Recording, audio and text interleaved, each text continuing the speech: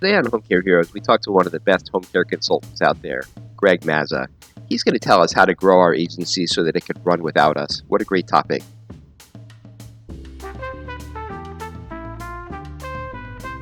Welcome to the Home Care Heroes podcast, featuring trending topics and practical wisdom for success in home care. Here's your host, Ken Accardi.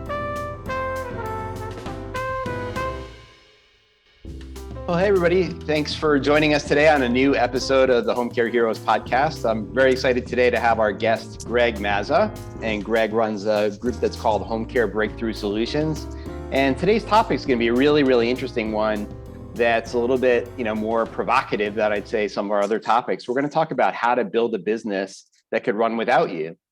And I think that this will really, resonate with you. And I know that in my company, which is a home care software company, that I end up spending a lot of my time, sometimes late into the evening and these types of things. And as home care owners, I've talked to a lot of you, and I know a lot of you, put in support requests at 10 p.m. How do I do this? How do I put that?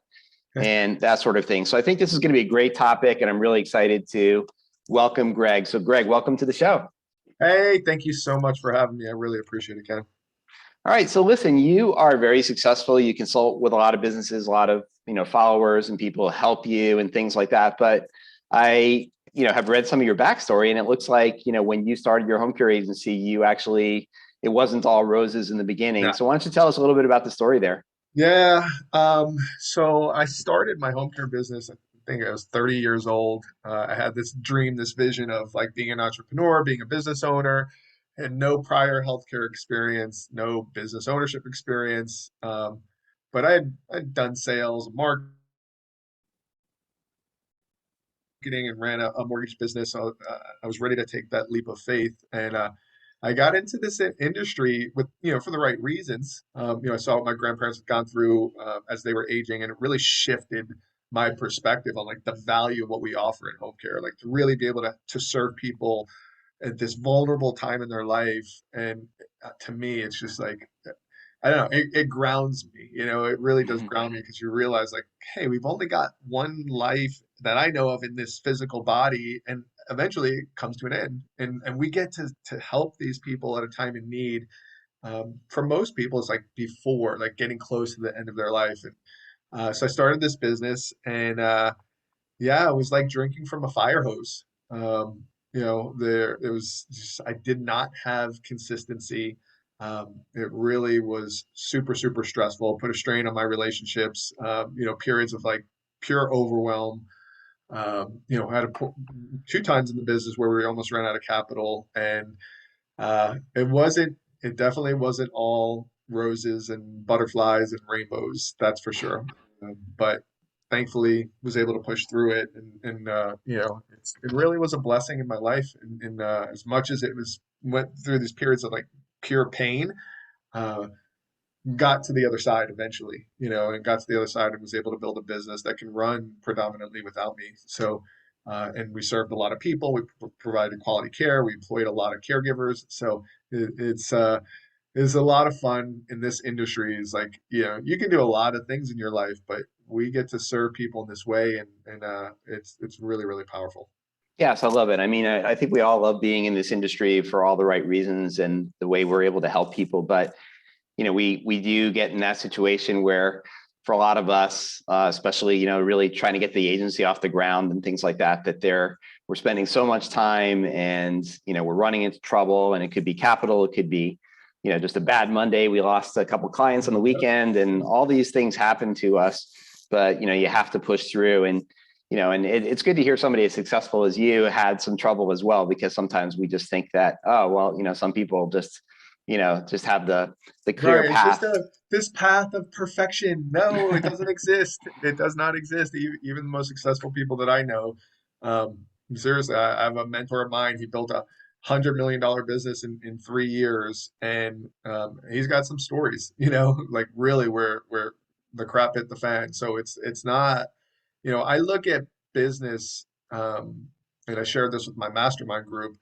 It, it, it's one of our greatest teachers. Like, our business is really a reflection of who we are in the moment. And as much as we might say it's all these external forces, the truth of the matter is the business is always reflecting back to us where we have opportunities to grow.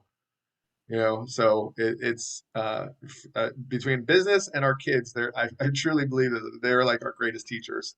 I love it. All right. So, I mean, you got there, you figured it out, and not only have you figured it out, but you've also figured out how to help others with it. So I guess where does somebody start? I mean, what are those foundational elements that they might want to jump on to start getting this transformation in place so they could actually have a business that, runs without them? They could take vacations and all those kind of good things. Yeah. It's a really good question, because like one of the things you and I have talked about a little bit earlier is it's like there's foundational pieces. So it's like I had to discover most of these on my own, right? Yes, I was part of a franchise, but the truth is that most of what I learned about really being a successful entrepreneur and a business owner, it's stuff that I learned from other mentors and coaches of mine. I've done a lot of work, a lot of work on myself. I've invested lots of my own money and resources in like coaches and training programs and seminars, and like I love people that like they soak it all up and they want to learn. But there is a foundation. So as I went through this process, you know, the first piece is really knowing what you want.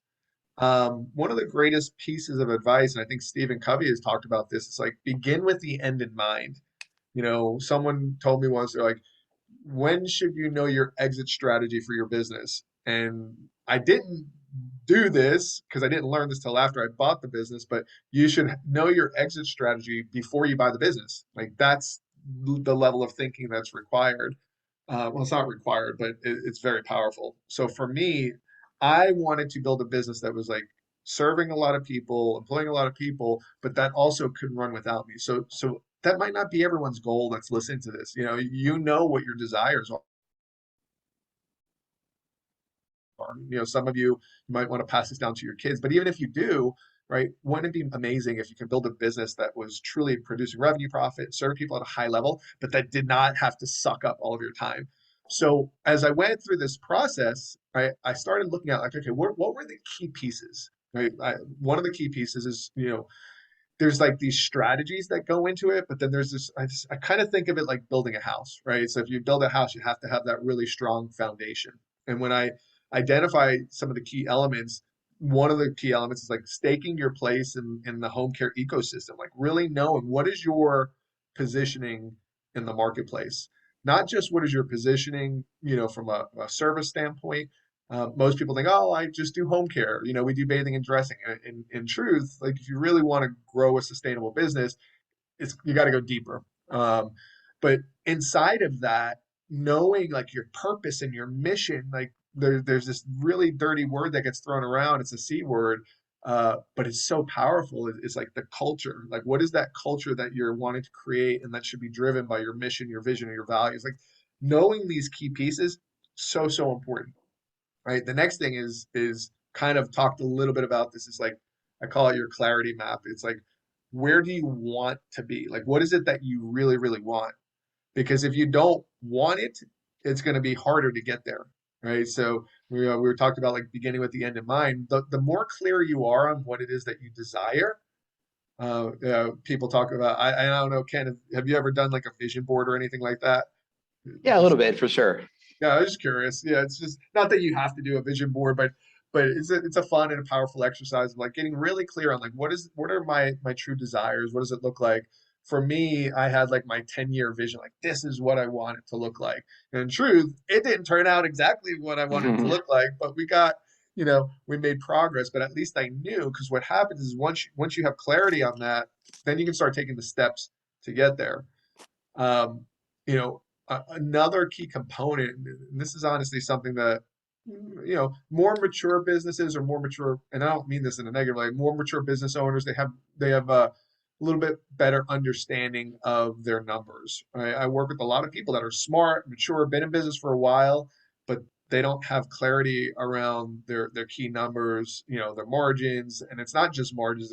There's some key, we call them like foundational financial elements that you want to be looking at inside of your business. I've had people literally, I have a client that was $4 million company, but their business was running them. And part of it was because, quite frankly, they didn't have a good handle on the numbers. And because of that, they didn't have the resources, the system, like the structure to be able to give them balance. Um, so watching them as they go through this process is amazing, because now they're like they got this foundation for their business. They've got the numbers, so they can build the team and start to like really create what they desire. And honestly, they have their life back. I mean, it's amazing to watch like that happen. One thing, Ken, that gets overlooked a lot, and I struggled with this at the beginning. Um, it's it's really building the right team, right? Okay. Having that championship team is like, I know we've all heard the saying, get the right people in the right seats of the bus, or at least most people that are listening to this have probably heard that at some point. Unfortunately, sometimes we don't do that effectively. I'm sure there's a lot of people that are going to listen to this, and it's like you're holding on to that person that is not the right fit for your company. They're not the right fit for your company culture, and you're holding on to them because you don't want conflict, or you should have gotten rid of them 10 months ago, and then you finally do it, and you're like, oh my gosh, why did I wait so long to do it, right? So I have a saying, I don't know if I made this up, but it's get the right people in the right seats on the right bus. And what I mean by that is that your organizational structure, like what that looks like in the design of it, it actually matters, right? Because when you have the wrong structure, i.e. the wrong bus, then what happens is it creates this dysfunction inside of an organization. So you have to have the right structure. And then once you have the right structure, then you have to have the right people, right? And when I talk about the right people, people that are aligned with the culture, the mission, like that's important. That does matter, because you can have someone who's not aligned and they're dragging everybody down. And you don't see it. It's just energetic. You don't see it, but it's real and it happens. And then you get rid of that. It's like a rotten blueberry, right? If you've ever have you ever seen a pint of blueberries and then there's like one blueberry that starts to rot? Um, what happens to the rest of the blueberries, Ken? Like, have you ever seen that? Like, how Yeah, quick, for sure. Yeah, you know? it definitely messes up all the blueberries. Yeah, it's just Yep. so quickly it starts to infect everything else. So you got to have the right people. You can have the right person in the wrong seat, right? So you got to get the right people doing the right things, and that's where you start to really create some of these efficiencies, productivity. That's a foundational piece, and people just sometimes miss it. Like I had someone on my mastermind group yesterday. We are talking about that. I'm like, there's just this dysfunction in the structure. We've got to get the structure right, because if we get the structure right, then we start looking at, okay, do I have the right people in the right seats? And you cannot avoid that. You can, but what will happen is if you're one of those people, you're struggling. Like your business is not like you're hitting the ceiling. And part of it is because you don't have that championship winning team and the right bus, the right structure. Um, Got it. so these are some important pieces. Then once you have this in place, now each role within each role, do you have what I call role level KPIs, right? So it's easy for like a salesperson. What are the things that I want to measure, right? It might even be easy for a recruiter, although I talk to so many people, even mature businesses, that they've not yet established KPIs for their team or for the recruiters. But I'm sure many of you guys have heard this. What gets measured gets done. I have very mature businesses that I work with, and they just have yet to really implement KPIs. And I'm telling you, Ken, I hear this almost every time. Almost every time. Oh my gosh, Greg, just having the KPIs, we're getting more productivity. We're like, yeah, not surprised, right? Because it's just like if you don't measure it, then people are just they're filling their time, and there's not enough clarity. But when you say these are the key things that I want to measure, and there's so much that goes into that, Ken, is that you have different positions. What are the things that I really want to measure for each position? And it can vary company to company. But there's kind of a foundation for sales. There's kind of a foundation for recruiting, even scheduling a bit, but it gets a little fuzzy. Part of it depends on the size of your company. Smaller companies, you got people that are doing multiple roles. So it evolves as the business expands and grows and matures. But just having something on paper that you're like, I'm going to measure this. And when we talk about KPIs, it's like, what are the key things that will tell me whether or not we're being successful in this role, right? Right. I think with recruiting, you know, there's a bunch of things, but at the end of the day, we want how many hires do Right. we want a Exactly. week, right? And I have this whole process I take people through with like reverse engineering. You know, if I want this many hires, how many interviews have to happen, and how many have to get scheduled, and how many applications do I need? Well, you know, we're not going to have time to talk about this. Maybe that could be a future episode, but just having these role level KPIs and people knowing like, hey, I'm actually going to be measured for performance, right? Got This is it. what bigger companies do, but truthfully, successful small companies do this too. So I'm going to measure these things, right? Now, so now you have the KPIs at the role level, but weekly, what does your system and process look like for this accountability, right? So Yeah. you've So got to have let me take a pause there for a minute. So, so I think a lot of people listening to the podcast, they're probably saying, okay, I'm always hoping I'm going to get that silver bullet, that one thing and that kind of thing. So this is like more of a marathon than a sprint, and just getting that foundation in yep, place. And we want to understand our positioning. We want to understand our goals, that clarity map, yep, that type of thing. And then, ultimately when you have measures, and a lot of the measures, I mean, and we're not going to get into this today, but I mean, just looking at how many weekly hours do I have? How much revenue am I making? And, is it getting bigger week after week? A lot of these things are pretty straightforward, but, even as a home care software provider, I was all about the transactions. I'm like, all right, well, we have to make software for, getting a client in the system. We have to make software for getting their tasks in the system, for getting them scheduled and that kind of thing. And then it wasn't until a little bit later, as we really, started working with better and better owners, that they said, you know what, you really need to give us dashboards that say, what's our gross margin? yep, Where are we below gross margin? yep, How are we doing? How is our, our operations side and those kinds of things. And, so it comes down to having the positioning, having the clarity, yep. understanding what the numbers are, and then getting the right people in the right place. And that's, it's not a quick fix. It's a bunch of work and that sort of thing. But where you were going to go next is, it sounds like, now we're running a business. Okay, what do we need to do week Yeah. after week? And like, what are the primary drivers of our business? And I love how you make things simple. So what are they? Yeah, no, it's great because it is a perfect tie-in, right? So we've just talked about like the role level, like everyone's got their roles, but then at our weekly level accountability meetings, really the primary focus is on the two drivers, right? At the end of the day, in a home care business, what do we need? We need to and keep, find and convert and keep more clients, and we need to find and convert and compete. Um, keep more caregivers, right? And within that, right, you want to have a system for both of these things, and it needs to be efficient. It needs to be working really, really well.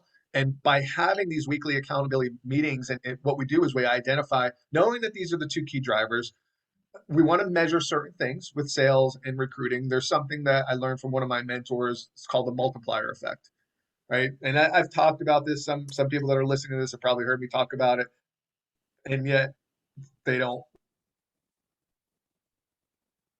necessarily do it. And this is even some clients that I've worked with. Like it's like people are where they're at and they have to evolve, and then eventually they'll be like, oh, now I see what you're talking about with the multiplier effect. And what it is essentially is like, let's just say there's 4 or 5 things that I'm measuring with sales. Let's just say there's 4 or 5 things that I'm measuring with recruiting. Um, by making incremental improvements, everyone is looking for this magical silver bullet, right? The silver bullet that truly doesn't exist. Could someone find a magical thing that works really well? Yeah, of course. But the reality is that we've got to have a system and a process for focusing on these drivers and knowing where are my opportunities for incremental improvements. So let's take recruiting as an example. Can I increase my number of applications by 10%? The answer is yes, right? There's things that you could do within that. Can I increase my caregiver interview show up rate? I know for a fact the answer is yes. People sitting here like, no, they're just not going to show up. Reality is you can. There's things that you can implement and tweak, right? Can you improve your hire rate? The answer is yes. Can you improve your retention rate? The answer is yes. So we don't need a magic bullet. What we need to do is we need to look at where we are. We need to look at our benchmarks. right? And then we identify the gaps, right? Can I improve 10% here, 5% here, 3% here, 2% here? And when you do that, it's not like 1 + 1 + 1 is 3. What happens with the multiplier effect is like 1 + 1 + 1 is 10 or 20 because these things compound.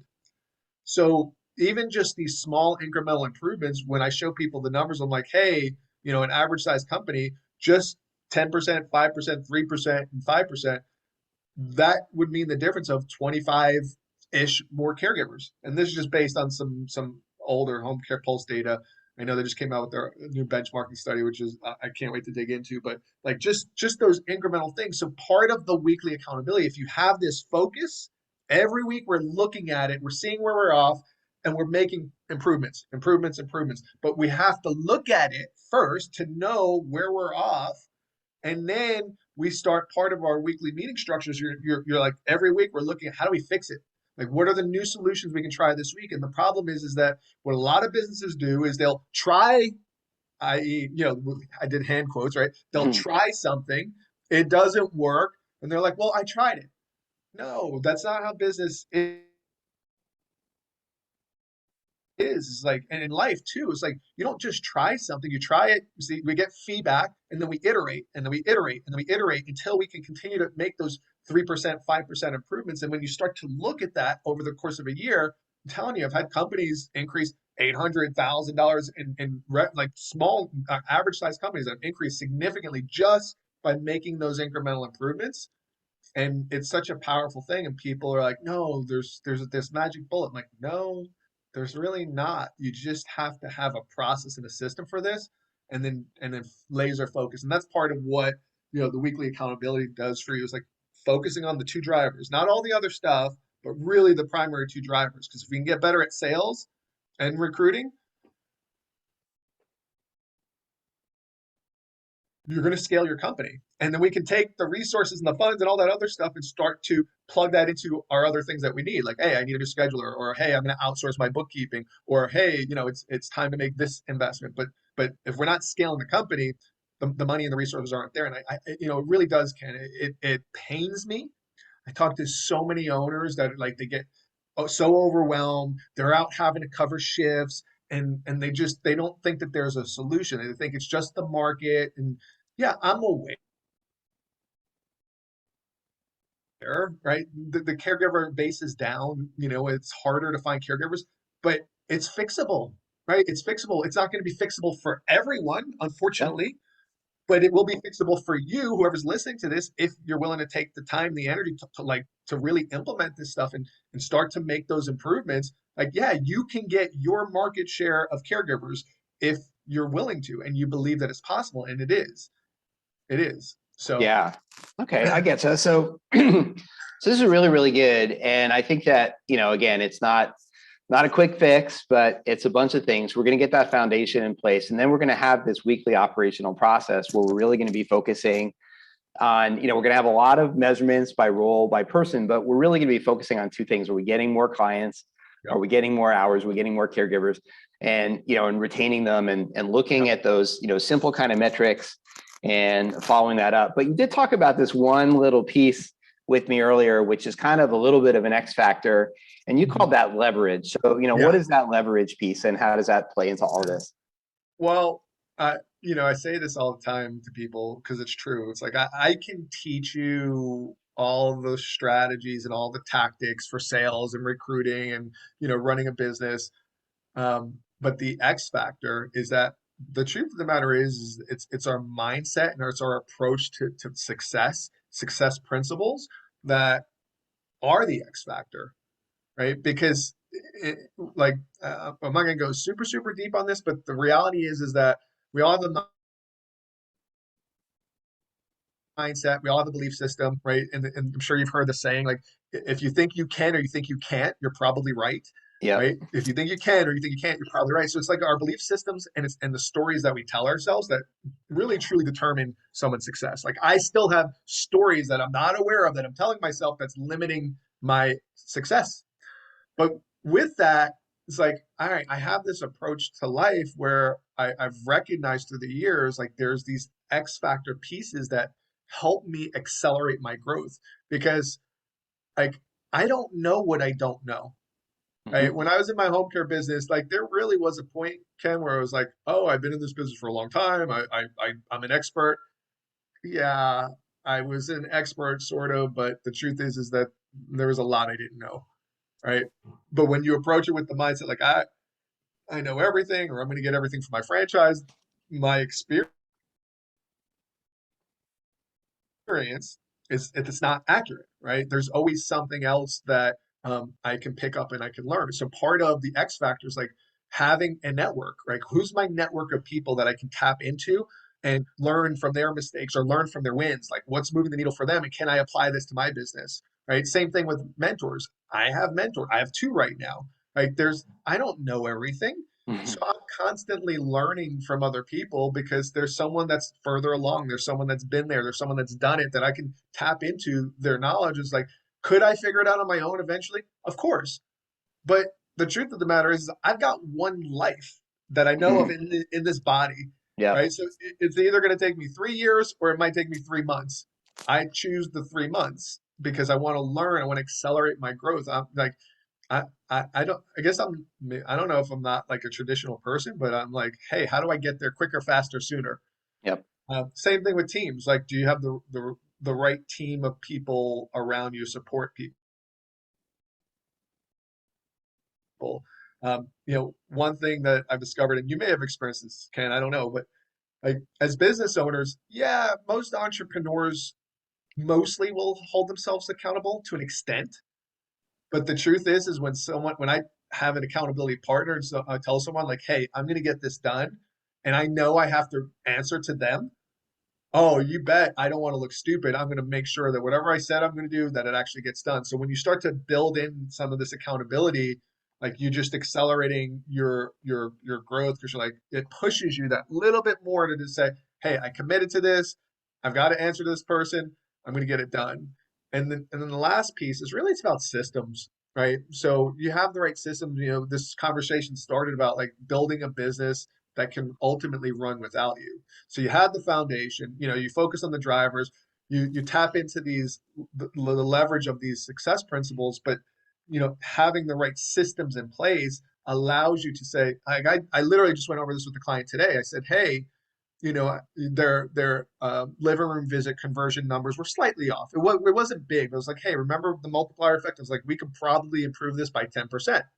And if we can, that's going to be big over the course of the year. I said, but when you train someone how to do it, you can't just say, hey, go watch Gregg's video and that's it. I said, you have to say, watch the video. Here's the system. Here's the process for it. Here's how I'm going to evaluate you. I'm going to watch you to make sure you're doing it the right way until this system and process is ingrained.